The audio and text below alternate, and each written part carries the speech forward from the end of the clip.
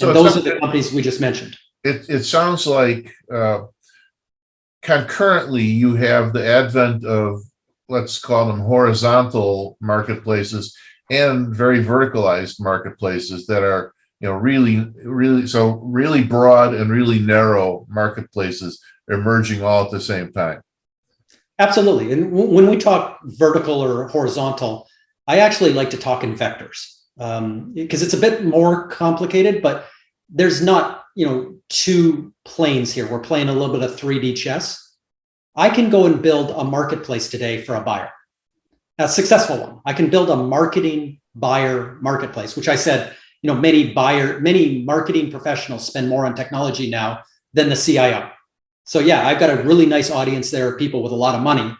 And that 8,000 logo MarTech stack that some of us have seen at Chief MarTech, I could take those 8,000 companies, serve that up in a marketplace just to a buyer.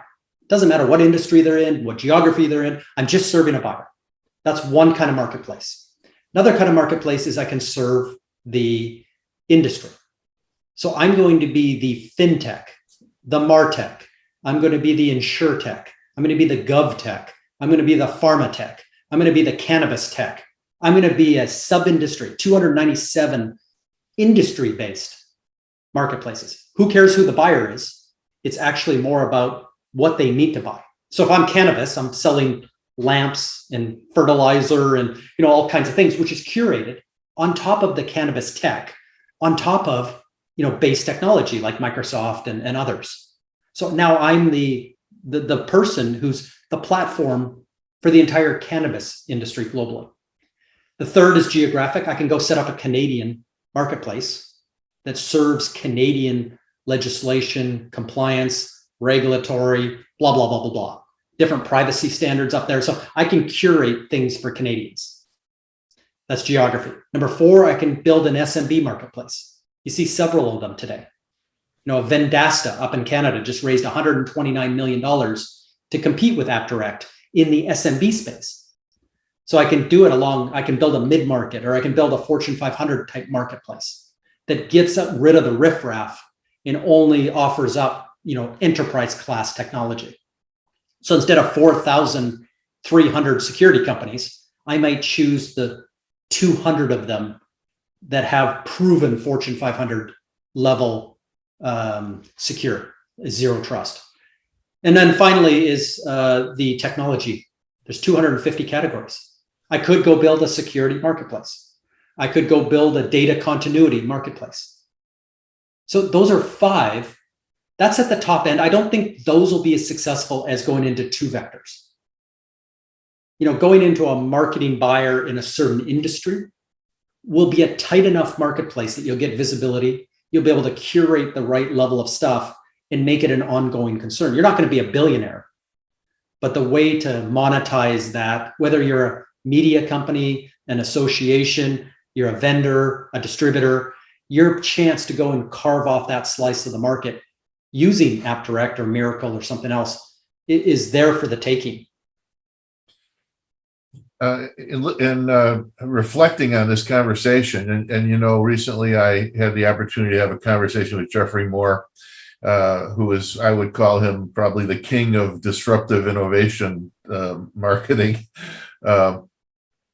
It sounds to me, correct me if I'm wrong, it sounds to me like marketplaces are probably the #1 disruptive innovation, or do you feel like something's even more potent than that?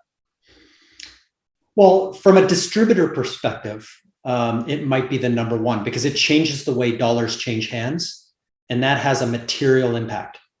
Not to say subscription and consumption models don't have a really large, when 60 to 80% of your revenue is to companies that have announced a subscription model, that's pretty material. But here, the future buyer, think about the last time you bought a car, the 28 moments that you went through on YouTube, in magazines. You had to get 365 cars down to the one that you were actually going to walk onto the dealership with. You went and got the invoice price. You went and did all the configurations. You talked to your neighbor. You went into Facebook groups. Like, you did a lot of stuff in those 28 moments. This digital journey is everything, is the biggest disruptor. Because no one at this point, at least 68% of people today, don't want to finish that digital journey with a physical transaction. When you walk into that dealership and they sit you down for 8 hours to buy the car, and they're trying to get you a deal from the manager, you're sitting there thinking like, this is about the worst customer experience I've ever heard. I already know what the invoice price is. I already know within $100 what we're going to sign this deal at, because I've done my work. I know more about the car than you do, and I probably know more about the deal than you do. The incentives, the back-end rebates, I know a lot going in.